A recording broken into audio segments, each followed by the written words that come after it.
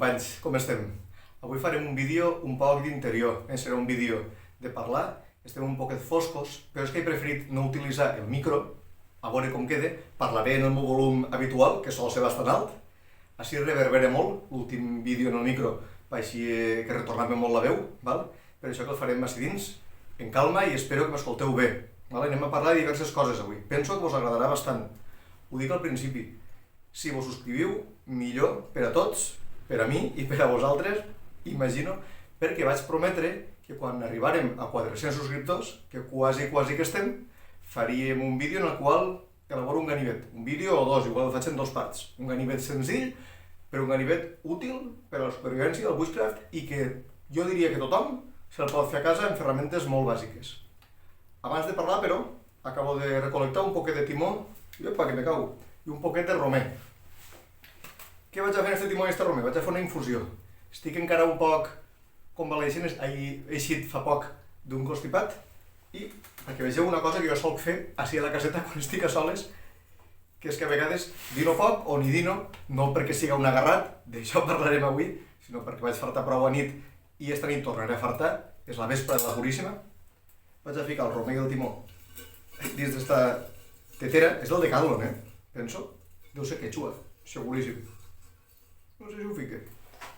Té una tapeta, però així també, no sé, és sòlida i m'agrada. I és d'acer, no d'alumini. L'he gastada fins i tot per a cuinar dins. I com tinc el foc encès, simplement li ficaré aigua.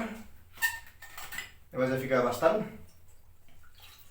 Vaig a ficar quasi que tota la que tinc així dins. Molt bé. I el deixarem allà al foc.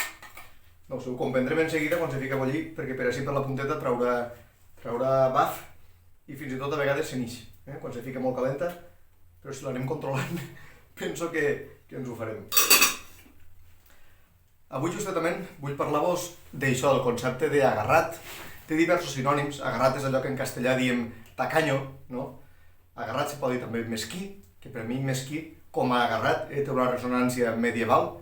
Mesquí a vegades ho assimilem en castellà, deu tenir el mateix origen, allò de mezquino, com vulgar, com...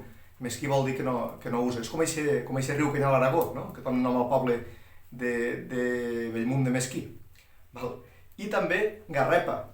No havia oït mai aquesta paraula. Si algú de vosaltres l'ha utilitzada o l'ha oïda, que m'ho digui, perquè vaig buscar el diccionari de sinònims i m'eixia agarrat. Agarrat, òbviament. Mesquí i garrepa. Bé. Ho dic perquè moltes vegades la gent a mi, personalment, m'ha acusat d'agarrat. No de dilapidador, algú pot pensar-ho a vegades, però me solen dir que sóc agarrat. Me gasto poc en les ferramentes, porto roba reutilitzada... Jo penso que ser agarrat, si no és malaltís, és una virtut que tothom hauríem de cultivar.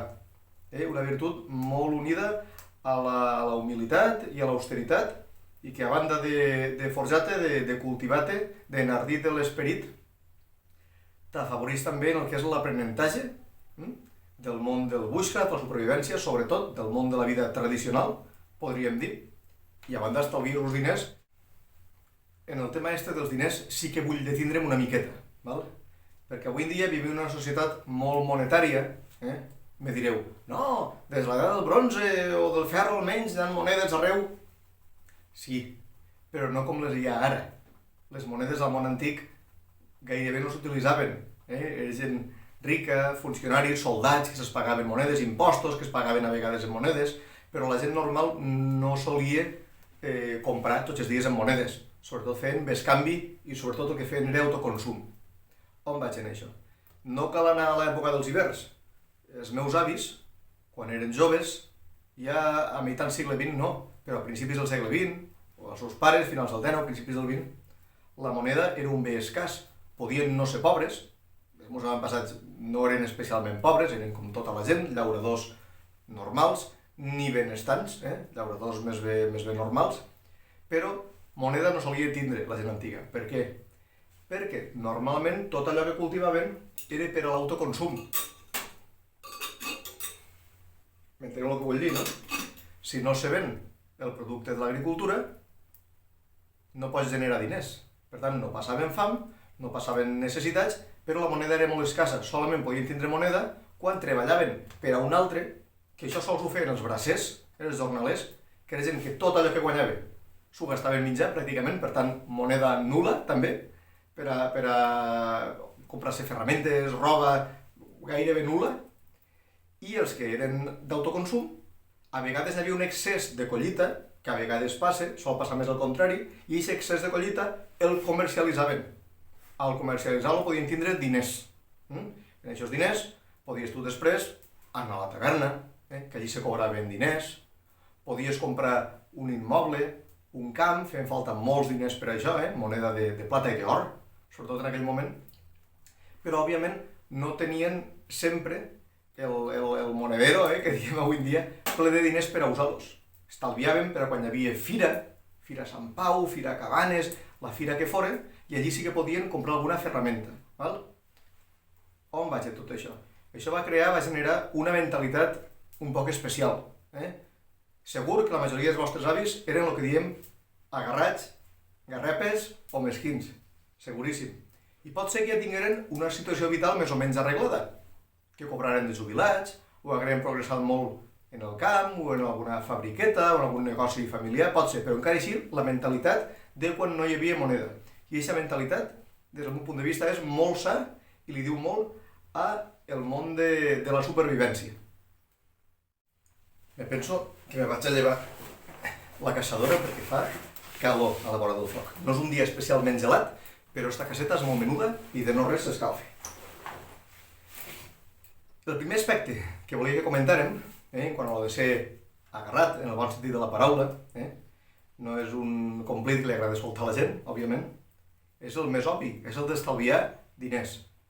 No sabem en el futur què pugui passar, però els diners, per això se van inventar, en molt poc d'espai concentren molt de valor.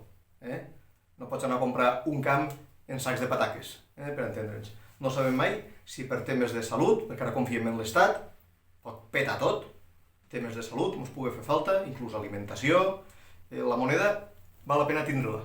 Que sigui al banc, on vulgueu, cada un inverteix en el que vol, moneda en general, val? La podeu guardar, pot valer per al futur, no vol dir que no pugueu gastar res, però òbviament moneda s'ha de tindre. Si tot allò que guanyem, moneda vull dir diners, si tot allò que guanyem ho gastem, quan vindran les vaques flaques, no tindrem diners, això és obvi. És una virtut, per tant, va de ser agarrat en aquest sentit, en què sempre tens diners. Ara no recordo com és la frase feta, però penso que és una cosa així com qui estalvia quan pot, gaste quan vol. I aquesta és la clau, no? Per tant, si no ens gastem tot el jornal en andròmines, en estris del bushcraft, a molt bonics que siguen i que molts entren per l'ull, tindrem aquests diners per al que de veres fa falta. Fins i tot hi ha un truquet molt bo, avui en dia que és tan fàcil gastar diners per internet, que és que fiquem, per exemple, al carret de la compra, un objecte, una cosa que vulguem durant un mes o dos, i si al mes o dos ho seguim volent i necessitant, compreu-lo. Però moltes vegades comprem per impuls. Per tant, vos recomano això. No gastar, seguint un poquet el que feien els nostres avantpassats. Només gastar per allò necessari. I en el món del bushcraft, necessari és un ganivet, una navalla, una olleta, una destral, una ampolla i barret i botes. Poca cosa més. El segon aspecte positiu de ser agarrat és que a vegades, per no gastar molt i no comprar objectes de molta qualitat, això és quasi un defecte, comprem objectes barats, de qualitat dubtosa. Per què pot ser bo això? Per el tema de gastar diners no és molt bo, encara que la veritat sigui dita, te pots comprar 3 navalles barates de l'extrem orient i entre les 3 juntes no costa ni la quarta part d'una navalla bona feta així, per tant tampoc és que pergueu diners. Un aspecte bo d'això és que apreneu. Què aprenem en això? Aprenem la qualitat dels materials. No sé si m'entenc. I apreneu també fins a quin punt se pot maltratar una ferramenta. Si un exemple, no? Si un no ha tingut mai un ganivet de bushcraft, se compra un de 120 euros, el primer dia s'hi fica a fer batòning, no sap fer-ho bé i el partix, estic segur que se li trencarà l'ànima. Si un agarra un ganivet de cuina que tingui per casa, o un gabinet de bushcraft fet a la Xina en un mànec de plàstic molt justet, pot provar-lo, pot abusar fins a cert punt, si se li trenca sap que no ha d'abusar tant en un altre. Jo mai ho recomano en un bo que no heu gastat mai, i d'això parlarem ara tot seguit, serà el tercer motiu que vaig a dir ara. Jo no gastaria mai un nou per a fer batòning o per a abusar. Val? Si un roïn arribeu a utilitzar-lo i el peteu, això tampoc ho heu de superar mai en un nou. Val? Va molt bé per aprendre a medir la qualitat dels materials, per aprendre a treballar en materials justos. És a dir, si tens una navalleta que té el moll mollet i tal, és més fàcil que aprengues a no tallar els dits que tenint-ne una molt bona el dia de l'Armagedon o el dia simplement que vagis a la muntanya. A millor no ne portes, te deixen una que és més roïna, abuses d'ella i te talles. Enteneu on vull anar? Moltes vegades els productes barats ens aporten una experiència. Una experiència perquè en els bons moltes coses no les faríem mai, els guardem com en un altar, com en una vitrina, cosa que no recomano mai, les ferramentes són per a usar-les, i en segon lloc, perquè també veieu la qualitat dels materials. Podeu veure fins a quin punt podeu abusar. I això penso que és òptim per a aprendre i per a no aprendre. Quan ja esteu més curtits, treballar amb ferramentes justes i bàsiques també és molt bo perquè fan que vos esforceu més per a no trencar-les. Per tant, apreneu. Per a mi el món del bushcraft és aprenentatge, purament. Perquè, com vos dia, el dia del judici final, el dia que tot petarà, segurament aquesta ferramenta de 120 euros no l'encontrareu o no estareu a casa per a tindre-la. No és que jo la porto sempre damunt. Quantes coses tenim a casa que costen diners? Parlant d'això, també un incís, l'altre dia feia números i vaig calcular més o menys, des dels 15-16 anys fins ara que tinc quasi 40, tots els diners que m'he gastat en navalles, destrals, botelles, barrets, botes, pantalons, tot això que diem del món del bushcraft, I jo tinc un afany col·leccionista també, vull dir que he gastat més del que hauria. M'eix entre 1.500 i 2.000 euros. Si això és car per a una afició, m'apareix ridícul, la veritat sigui dita. Per tant, 1.500 euros, 2.000 euros, sent agarrat, gestionant-los bé, sobren. Ara mateix, si poguera tornar a pensar què comprar a mi que no, com a molt me gastaria 800 euros. Un tercer aspecte positiu de ser agarrat és el tema del reciclatge, ara que està tan de moda, veritat? Les ferramentes més barates i moltes vegades més bones són les reciclades. Una ferramenta antiga és baratíssima. Un cap de destral o destral sencera, val? Un ganivet sense mànec o en mànec a una tenda de segona mà us pot costar la 50ena o la 100ª part de quan era nou? Normalment no, normalment és menys la diferència, però fins a aquest punt, no? Les ferramentes antigues, si no estan molt desgastades, òbviament s'agarreu una destral i apenas té un tros de fulla que s'ha desgastat, això no val la pena, no? Però una destral que s'hagués estat utilitzant i que ha tingut una bona conservació, vos garanteix dues coses. Una, un preu menor, i l'altra, que aquesta destral o aquest ganivet no va a petar, perquè ja s'ha utilitzat, és com un cotxe de segona mà, salvant molt les distàncies. Si teniu un ganivet que veieu que s'ha maltractat i està sencer i la fulla està presentable, si feu batòning no el trencareu. Enteneu on vull anar? I hi ha ferramentes de segona mà fetes als anys 50, 60, 70, fins i tot 80, que són fantàstiques i vos poden així gairebé regalades. Si no regalades, Pregunteu a amics, mira, vosaltres teniu a casa un ganivet que no utilitzeu, una destral... Sí, que agarrat que és este, no vol comprar una destral nova. No gastes diners, t'assegures de que tens una ferramenta de qualitat i, en tercer lloc, no contamines fent-ne una de nova.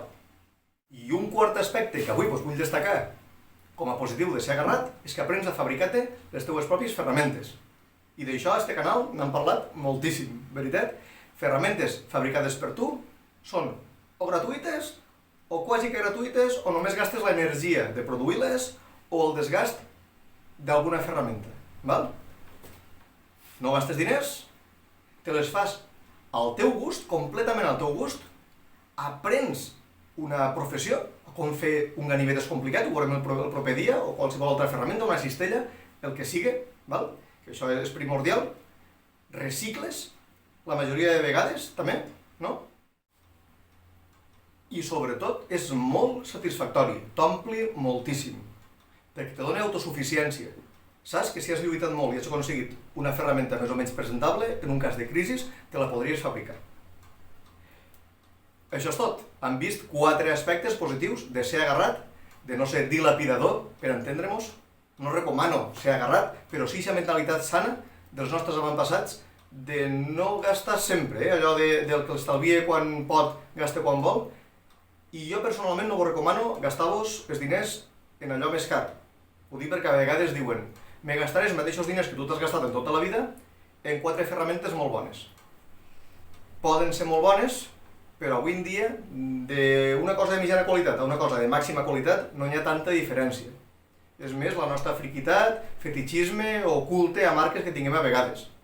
Una Destral Bellota, nova avui en dia. Un ganivet Mora, per dir alguna cosa. Tot això junt pot costar 35 euros, 40 euros. En canvi, una Hultafors o Granfors amb Brooks te pot costar ella sola 120 euros.